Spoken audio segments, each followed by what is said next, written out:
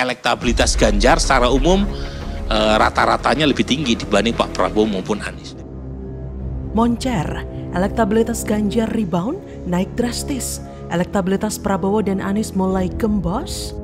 Ini ada satu capres yang tidak diperhatikan, bahkan sudah tidak lagi diomongkan, yaitu Anies Baswedan. Halo, dengar suara JJ lagi di channel Jurnal 45. Lembaga Survei Indikator Politik Indonesia merilis hasil jajak pendapat terbaru yang menunjukkan elektabilitas bakal calon presiden Ganjar Pranowo rebound atau kembali naik. Elektabilitas baca pres dari PDIP itu mampu mengalahkan Prabowo Subianto juga Anies Baswedan dalam simulasi 3 nama yang dilakukan Indikator Politik Indonesia. Adapun elektabilitas Ganjar adalah sebesar 35,2% jika pemilihan presiden diadakan sekarang.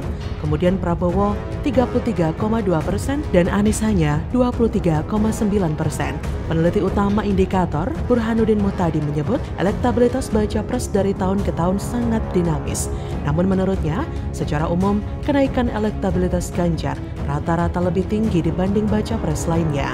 Ia juga menambahkan saat ini pemilih Ganjar didominasi dari etnis Jawa, sebagaimana diketahui Jawa sendiri menjadi kunci. Padahal Prabowo juga orang Jawa asli Banyumas, tapi sebagian mungkin tidak melihat atau kurang tahu Prabowo punya latar belakang itu, kata dia. Sebagai informasi, survei ini dilakukan pada 15-21 Juli 2023 dengan populasi survei seluruh warga Indonesia berusia 17 tahun atau lebih atau sudah menikah kriteria pemilih.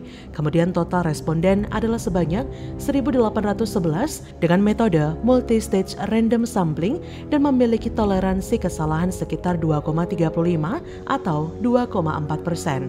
Melihat elektabilitas Ganjar yang naik tentu akan berefek pada mental Prabowo Subianto. Tentu akan membuat ketum Gerindra itu semakin pusing, stres, bahkan tidak mood makan. Survei itu juga membuat Anies semakin nelangsa.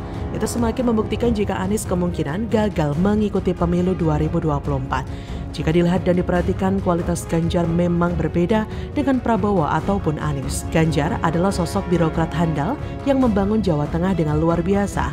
Dia tidak hanya berkepala dingin, namun dia memiliki hati yang hangat untuk terus memberikan perhatian dan simpati kepada rakyatnya yang membutuhkan bantuan. Sebagai kader banteng, Ganjar menjadi orang yang memperjuangkan hak rakyat dan kebutuhan-kebutuhan mereka satu persatu. Lahir dari rahim rakyat yang pernah susah dalam definisi yang sesungguhnya, bukan seperti para influencer saham atau trader lainnya yang mengatakan bahwa saat mereka susah mereka masih bisa beli kopi 80.000 dan bawa mobil. Membuat Ganjar paham betul dengan apa yang dikatakan dan ia kerjakan. Kebijakan Ganjar juga sangat berpihak pada rakyat. Juga kasus-kasus yang terjadi selama ini diselesaikan dengan tepat guna. Ganjar tidak menggunakan pencitraan murahan hanya sekedar ingin cari muka, tapi melakukan banyak tindakan yang memang berpusat pada rakyat. Kedekatannya dengan masyarakat kecil juga tidak perlu diperdebatkan lagi, karena memang sudah sangat natural dan dia memang bentukannya begitu. Relasinya dengan rakyat juga tidak dibuat-buat dan begitu cair seperti yang dikatakan Presiden Jokowi, bahwasanya Ganjar adalah gurunya ketika ngomongin tentang kedekatan dengan rakyat. Keluasan Ganjar dalam berinteraksi dengan rakyat dipuji oleh Presiden Jokowi. Beliau pun mengatakan bahwa sosok Ganjar sangat menginspirasinya.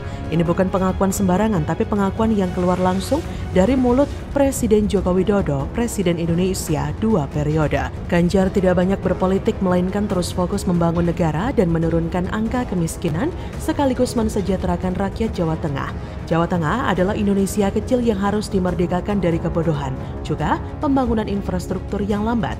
Setiap pembangunan yang dikerjakan saat ini sudah hampir rampung, karena ketika pembangunan infrastruktur sudah berlangsung, selanjutnya adalah pembangunan peradabannya. Jadi wajar jika elektabilitas Ganjar bisa sangat naik menyalip Prabowo dan Anies dengan mengukuhkan posisinya sebagai seseorang yang layak menjadi pemimpin pengganti Jokowi. Bagaimana menurut Anda? Pada titik ini, Surya Paloh pasti bingung luar biasa. Dia mau kemana? Ke Ganjar atau ke Prabowo? Ya, mau berapapun keuntungan Nasdem dengan membakal capreskan Anies ini, saya meyakini nggak sepadan dengan resiko saat ini yang dihadapi oleh Nasdem. Ngenes, kebongkar ternyata Surya Paloh pusing akibat kesusu mencapreskan Anies. Baru nyadar Pak Paloh? Ditulis oleh tim redaksi Jurnal, dikutip dari berbagai sumber. Apalah artinya menang jadi capres atau cawapres tapi di Senayan suaranya nggak ada. Mereka nggak mau, semua partai berpikir seperti itu gitu, termasuk Nasdem sendiri gitu. Nasdem sudah mau tenggelam, kawan. Koalisi perubahan terancam tinggal nama saja karena masing-masing kaptennya mengancam untuk pindah kapal. Halo, kembali lagi dengan saya Indra Caniago di channel Jurnal 45. Pegiat media sosial Pepi Nugraha menunjukkan pernyataan jujur Ketua Umum Partai Nasdem Surya Paloh setelah kesusu atau terburu-buru mencapreskan Anies Baswedan. Surya Paloh mengatakan siap menang dan kalah di Pilpres 2024 ketika meresmikan Nasdem Tower di Padang. Menurut Pepi, pernyataan tersebut merupakan ungkapan pesimis terkait pencapresan Anies Baswedan. Ditambah beredarnya berita bahwa bisnis Surya Paloh terganggu dan satu persatu Menteri Nasdem di Kabinet Presiden Joko Widodo alias Jokowi terjerat hukum.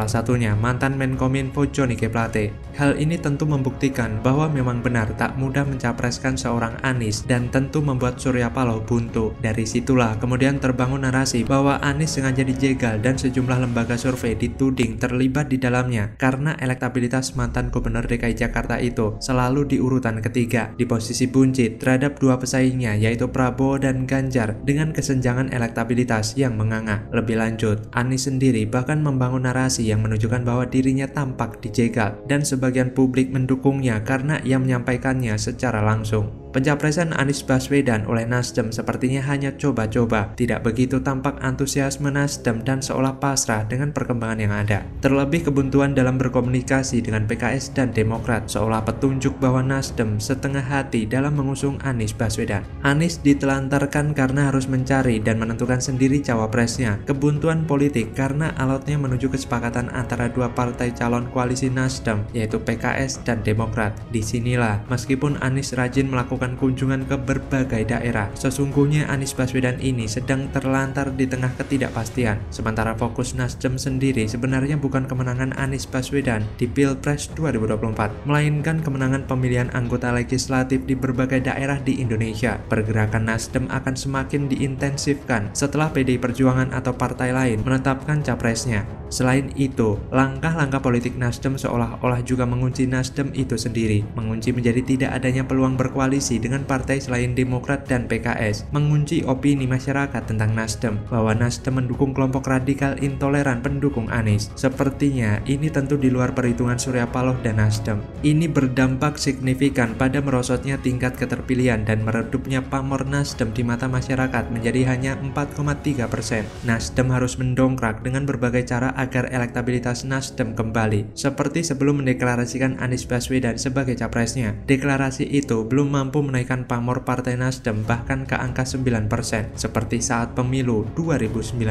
Selihai apapun Surya Paloh menampakkan ketenangan, kepanikan politik jelas tampak dalam tubuh Nasdem. Coba cermati pernyataan Surya Paloh itu, tampak jelas Nasdem seperti sedang dalam kegalauan akut dan hanya pasrah dalam ketidakberdayaan. Nasdem mengecilkan dirinya sendiri dan itu keluar dari mulut ketua umumnya sang Surya Paloh. Sebuah tanggapan kecilnya elektabilitas Nasdem yang seharusnya cukup disampaikan oleh ketua ranting. Ini jelas perlambangan bahwa Nasdem benar-benar sedang dalam keadaan tidak baik-baik saja. Lah kalau ketua umumnya saja sudah tidak optimis, lalu bagaimana dengan yang ada di bawahnya? Melihat hal ini, tentu Anies ibarat anak yang sedang ditelantarkan Nasdem, orang tua asuhnya, untuk mencari panti asuhan sendiri. Anies yang sudah sangat terkenal seantero bumi hanya sebagai ahli tata kata, tak bernyali untuk menentukan panti asuhan sendiri, dan berharap bapak asuhnya tidak tanggung-tanggung hanya mendeklarasikan dirinya sebagai capres 2024, tetapi sekalian dengan cawapresnya. Sedangkan panti asuhan yang bersedia menampung hanya partai PKS dan partai Demokrat yang kemungkinan menangnya tipis.